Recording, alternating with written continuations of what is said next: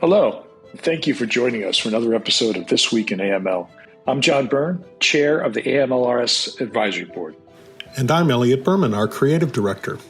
We are excited to welcome you to the This Week in AML podcast, where we explore key news and developments in the global financial crime prevention community. Today I'm going to sit down with Tim White, our Special Advisor and Sanctions Expert, to discuss some recent updates on the sanction issues related to Russia. Thank you for joining us, and I hope you enjoyed this episode. Hi, Tim. How are you this week? Great, Elliot. And you? I'm good, too. So I'm here today with Special Advisor Tim White. He's our sanctions expert. And this week we saw that FinCEN published some new guidance on being vigilant with regard to Russian sanctions and the potential evasion of those. So, Tim, I assume you saw that guidance come out? Absolutely. And, you know, there was a lot in it. I highly encourage everybody to read through it if you're on the sanctions front, particularly those that wear the BSA hat as well as the sanctions hat, because there are some pieces in there that speak to a lot of different concerns that the Treasury has with respect to compliance and sanctions. The red flags in there are quite detailed from a standpoint of looking for a wide variety of things. And some of those elements are looking for SWIFT and wire transactions from companies you've never gotten wire transactions or SWIFT messages from, which would indicate some sort of obfuscation by an entity that's trying to evade the sanction program.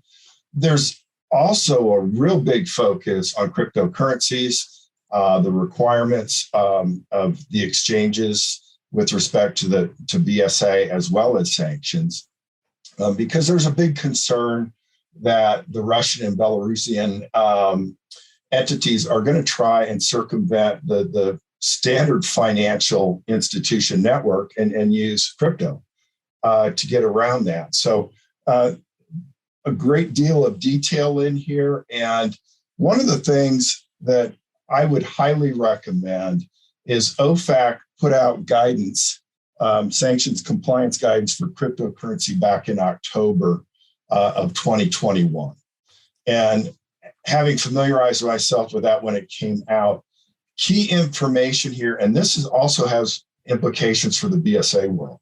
There is a focus from a OFAC standpoint, sanctions and crypto, that you should be utilizing all information within your institution to stay in compliance and for due diligence. So it actually goes into talking about IP addresses, geolocation information, and it really starts brushing up against know your customer's customer. I've talked with some of my associates about that, and you know, even though sanctions and BSA are, if you will, brother and sister side by side, I think we're going to see the bar rise on the BSA side because it only makes sense if you're going to use that information for enhanced due diligence on sanctions. Why aren't you using it in the BSA scope as well? So a lot there, Elliot. Yeah, I agree. And while this was issued by FinCEN, which is, of course, part of the U.S. Treasury, I think that some of the guidance is useful on a global basis, because the whole issue of the potential of evading the various sanctions regimes that have been put in place by a fair number of countries and groups, UK, EU, the US, and many others, since the invasion of Ukraine by Russia. Evasion is a challenge. And so looking at some of the things to think about in terms of detecting evasion and identifying transactions is very important. For those of our listeners who are in the U.S., one of the things the Treasury asks is if you do file a suspicious activity report, that you actually flag it as being related to FIN 2022 Russia sanctions, and that will help that those SARs get reviewed more promptly, likely by special teams that are focusing on those types of SARs. So you mentioned virtual currencies, and you mentioned a little bit the idea of seeing transactions from entities you haven't seen before. I think there are other things in there, one of which caught my eye was the idea that just changes in transaction flows and volumes are things to pay attention to. What did you think about that part of guidance? I mentioned that in This Week in AML a week or so ago when talking to John, that some of the delay in going to the swift option of cutting people out and rolling into some of these sanction programs a little bit slow, to me, was kind of a thought process of Treasury wanting everybody to identify what's normal now, what are their risk points with respect to Russia and Belarus. And then as we roll these sanctions out, looking for the change, which is exactly what this guidance is talking about. Do you have accounts that are seeing spikes in value and flow throughs? So that's very significant. But I also think it's important to talk about one of the specific typologies back on the crypto front.